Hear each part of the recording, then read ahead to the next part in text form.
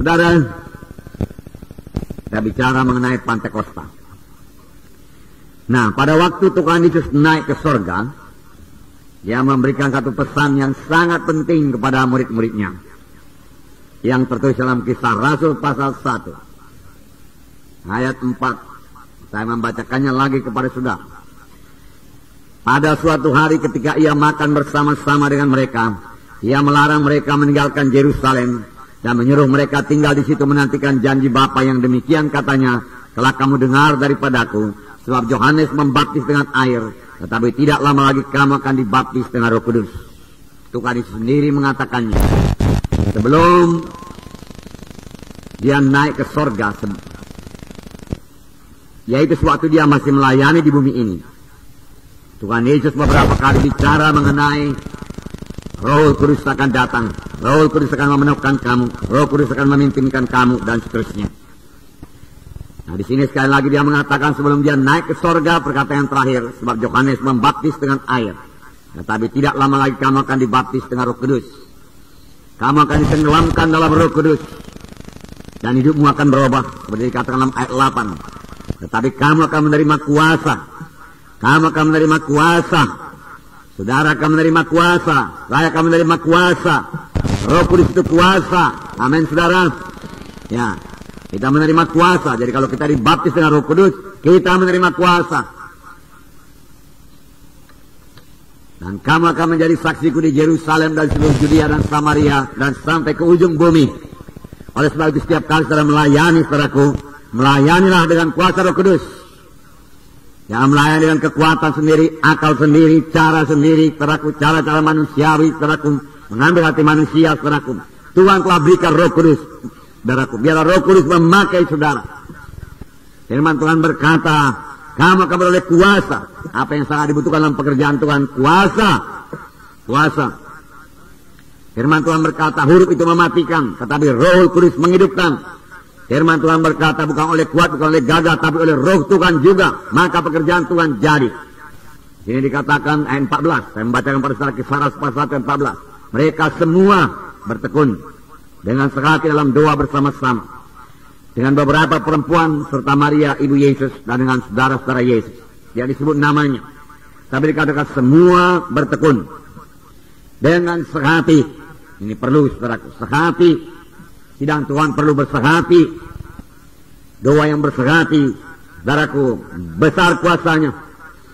Doa yang bersehati menurunkan kuasa Tuhan. Bertekun artinya tidak mudah menyerah.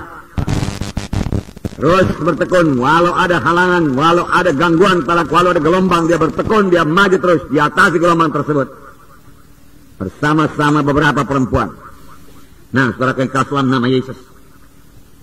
Dan kalau saudara baca Kisah 2, boleh dicurahkan Roh Kudus pada 120 orang. Nah, saudara, pada perjanjian lama tidak begitu banyak yang dibaptis dengan Roh Kudus.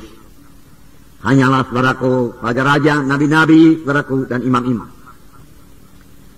Dan saudaraku, setelah mereka diurapi dengan Roh Kudus, saudaraku, setelah mereka diurapi dengan Roh Kudus, mereka sanggup menyampaikan panggilan Tuhan dalam hidup mereka. Kalau mereka, dia sebagai raja, saudaraku, Raja Daud diurapi, lalu Daud sanggup, saudaraku, melayani. Urapan itu, saudaraku, menyanggupkan mereka. Urapan itu mengubahkan mereka. Diurapi dengan minyak pada waktu, tapi sekarang diurapi dengan Roh Kudus.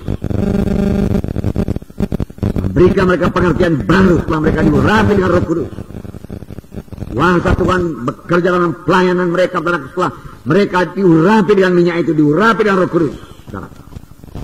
Nah, saudara, Musa sangat menginginkan supaya semua bangsa Israel, saudaraku, dipenuhkan dengan Roh Kudus.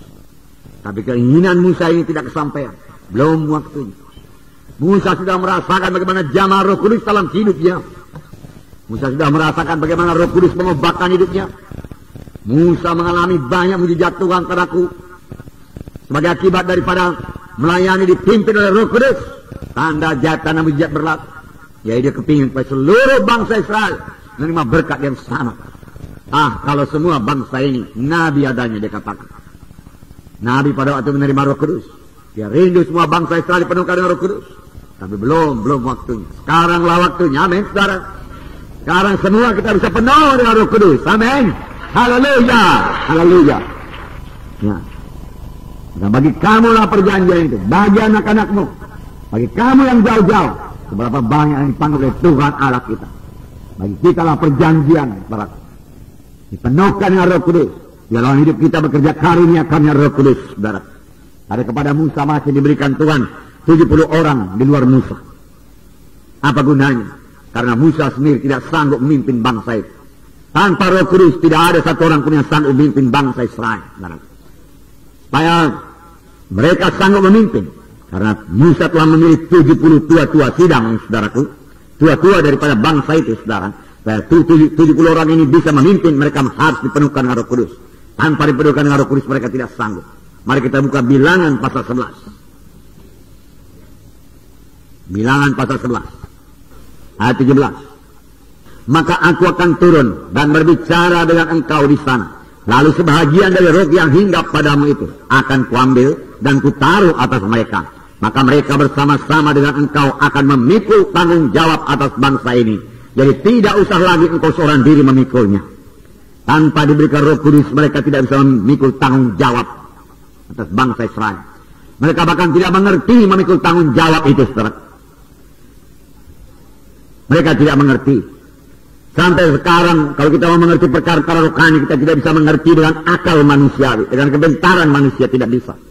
Kita perlu, saudara, wahyu daripada Roh Kudus, saudara. Kita perlu Roh Kudus, saudara, bekerja dalam hati kita, saudara, menerangkan rahasia daripada firman Tuhan. Tuhan berkata kepada Musa, kumpulkan 70 tua-tua sidang. Dia katakan, oleh aku mengambil sebahagian daripada roh yang ada padamu dan kutaruh ke atas mereka. Lalu mereka, dia katakan, akan sanggup memikul tanggung jawab atas bangsa Israel bersama-sama dengan engkau. Tanpa diberikan Roh Kudus mereka tidak sanggup memikul tanggung jawab. Itu sebabnya saudara Tuhan berkata, tunggulah di Yerusalem, jangan pergi. Kamu tidak akan sanggup menegakkan perintah agung kalau bukan dengan Roh Kudus. Tuhan berkata, tunggu sampai kamu lengkap dengan kuasa dari Maha Tinggi. Betapa sayangnya saudaraku, masih banyak saudaraku, ya, gereja-gereja belum menerima Roh Kudus sepenuhnya, belum membiarkan Roh Kudus beroperasi dalam sidang Tuhan. Saudaraku, dalam sidang ini biar Roh Kudus saudaraku mengambil tempat yang utama, memimpinkan kita semua, saudaraku, mengubahkan kita semua, melengkapi kita semua, mengurapi kita semua, dan membiarkan saudaraku Roh Kudus bekerja dalam sidangnya ini dengan memakai saudara. Haleluya. Nah, saudaraku, kemudian ayat 24, mari kita baca. Setelah Musa datang keluar, nah, sekali lagi sama-sama. Setelah Musa datang keluar, disampaikannya firman Tuhan itu kepada bangsa itu. Ia mengumpulkan 70 orang dari para tua-tua bangsa itu dan menyuruh mereka berdiri di sekeliling kemah. Lihat, saudaraku, ini orang yang penuh dengan Roh Kudus. Saudaraku, dia tidak kesulitan akan firman Tuhan. Dia dengar suara Tuhan. Dia pula sidang. Lalu firman Tuhan sini berkata, disampaikannya firman Tuhan itu. Mengapa dia bisa menyampaikan firman Tuhan? Dia sudah terima lebih dahulu firman Tuhan. Amin. Ya. Saudara mau melayani, terima dulu daripada Tuhan itu yang sampaikan kepada jiwa-jiwa. Amin. Ya. Nah, Roh Kudus yang bicara. Disampaikannya firman Tuhan. Dan karena disampaikannya apa yang dikatakan Tuhan, Tuhan meneguhkan firman-Nya, Tuhan menggenapkan firman-Nya. Nah, ini pelajaran bagi kita. Kalau ada hamba Tuhan tidak menyampaikan saudaraku firman yang seturut dengan kehendak Tuhan, maka Tuhan tidak akan meneguhkannya. Oleh sebab itu perlu persekutuan yang erat dengan Roh Kudus. Saudaraku, supaya kita dengar suara Tuhan. Musa mendengarkan suara Tuhan. Haleluya. Ayat 25. Mari kita baca. Lalu turunlah Tuhan dalam awan dan berbicara kepada Musa. Amin. Bicara kepada Musa lagi.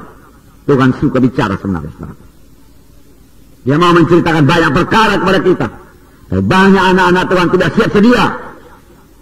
Tidak mengharapkan Tuhan bicara. Tidak ekspektan dia, saudara. Tidak menunggu. Firman Tuhan berkata, siapa yang menantikan Tuhan akan membarui kuatnya. Menantikan Tuhan dengan merindukan suara Tuhan. Haleluya. Terima kasih Tuhan.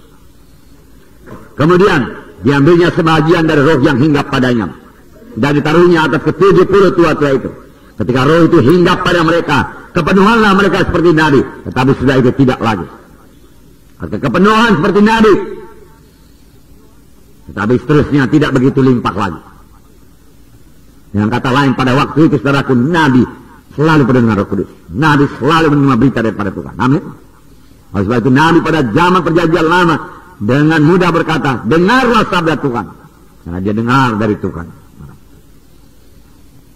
Dari mana dia dengar? Dari Roh Kudus yang dikaruniakan Tuhan kepadanya.